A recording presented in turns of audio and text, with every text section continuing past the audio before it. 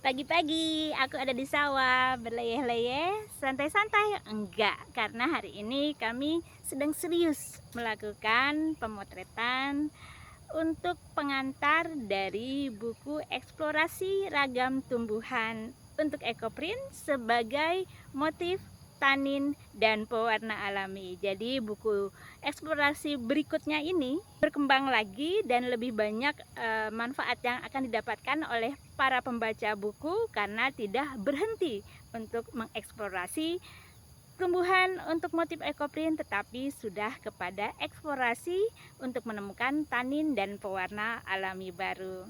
Nah, pagi ini masih sekitar jam 8, tapi mataharinya sudah mulai pelan-pelan terasa hangatnya. Nah, jadi aku mau sekalian nih cerita tentang buku-buku apa saja yang sudah pernah aku buat. Ini adalah buku pertama kami, 101 karya Ekoprint Indonesia, karya peserta workshop atau pelatihan secara online aluminium asetat mordan yang aku lakukan pelatihannya pada saat COVID. Jadi awal COVID, pengembangan untuk para ekoprinter adalah melakukan pelatihan secara online, walaupun sebetulnya sebelum COVID aku sendiri memang sudah mengajarkan secara online baik untuk craft maupun ekoprint. Nah, ini buku pertama kami 101 karena di dalamnya berisi 101 ekoprinter yang memperlihatkan karya dari praktek pelatihan. Ide dari 101-nya sendiri adalah dari suami aku. Nah, setelah buku 101, teman-teman makin semangat, langsung di tahun yang sama kita mengeluarkan buku 102. Nah, di buku 102 ini berisi karya dari 102 ekoprinter di Indonesia. Perbedaan buku ini dengan buku sebelumnya adalah di buku ini sudah menampilkan karya ekoprint sebagai produk lanjutan, seperti yang tampak di cover ini. Yang jadi model adalah keponakan aku. Ini sudah ada produk outer dan tas yang ditampilkan di dalam buku ini.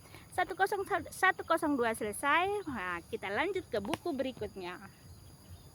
Dan ini buku yang paling luar biasa karena 103 karya ditampilkan oleh para ekoprinter usia 60 tahun ke atas sampai 84 tahun ketika itu. Dan yang di cover ini adalah Eyangti Sugiastri, ekoprinter dari Banten.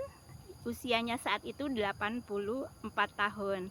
Nah, perbedaannya lagi di buku ini adalah para ekoprinter tidak hanya membuat kain, tetapi mereka membuat kebaya. Nah, kalau ini yang kebayanya dari pewarna alami, lalu menggunakan jarit atau kain, selendang, dan melengkapi dirinya dengan kelas. Mereka adalah Kartini yang luar biasa, motivasi untuk kita semua untuk lebih maju tanpa mengenal usia.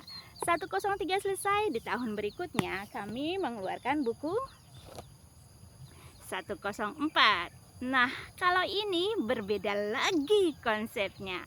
Apa? Ini adalah tentang keluarga ekoprint. Karena ketika satu orang ekoprinter memulai, biasanya para ibu tidak saja dia yang bergerak sendiri, tetapi melibatkan anak-anak dan suami untuk melakukan kegiatan ekoprint. Nah, bukan saja sebagai hobi, akhirnya berkembang sebagai bisnis. Seperti tampak di buku ini adalah salah satu keluarga, Ibu Inneke dari Kalimantan, yang memperlihatkan karya bersama anak-anak dan suaminya. 104 selesai, kita lanjut ke buku berikutnya. 105. Apalagi ceritanya tentang buku ini. Nah, ekoprint adalah identik dengan perempuan. Walaupun pada saat itu ketua asosiasi kami juga laki-laki.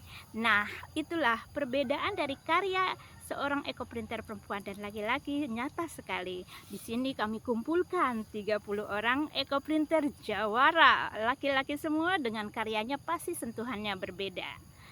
105 adalah buku penutup dari rangkaian 101, 102, 103, 104 sampai 105. Setelah itu aku membangun komunitas ekoprinter menulis. Nah, ini adalah buku pertama dari komunitas ekoprinter menulis. berisi eksplorasi ragam tumbuhan. Perbedaannya lagi apa? Nah, di sini perbedaannya adalah kalau buku-buku sebelumnya aku yang menulis, nah di sini aku mengajak para ekoprinter yang memang menyukai dunia tulis untuk melakukan eksplorasi dan menuangkan hasil eksplorasinya berupa tulisan. Disinilah mereka mulai menulis, mengeksplorasi dan menyajikan untuk teman-teman semua. Dan setelah buku ini yang sedang kami proses, yaitu buku eksplorasi ragam tumbuhan untuk ekoprint sebagai motif, tanin, dan pewarna alami. Berbeda lagi dengan buku ini, karena di buku yang sedang kami cetak sekarang adalah menggali juga ekoprint, menggali juga untuk tanin dan pewarna alami. Selain buku ini, bersama komunitas ekoprinter menulis, kami juga berkolaborasi untuk menulis cerpen, cerita pendek tentang dunia ekoprint kami, dan ini adalah fiksi. Nah, di bulan April aku mengeluarkan 2 buku, yaitu Ekoprint Planner. Kebetulan bukunya ada di Depok, aku sedang tidak pegang stoknya karena sedang cetak ulang, permintaan sangat tinggi untuk buku bisnis ekoprint tersebut.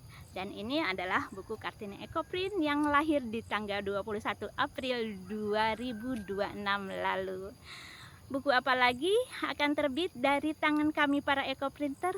Tunggu, insya Allah buku eksplorasi ragam tumbuhan untuk ekoprint sebagai motif, tanin, dan pewarna alami segera rilis. Ya, dari sini, dari Kampung Ranca Kebo di mana kami tinggal, kami melaporkan suasana pagi dan kegiatan kami.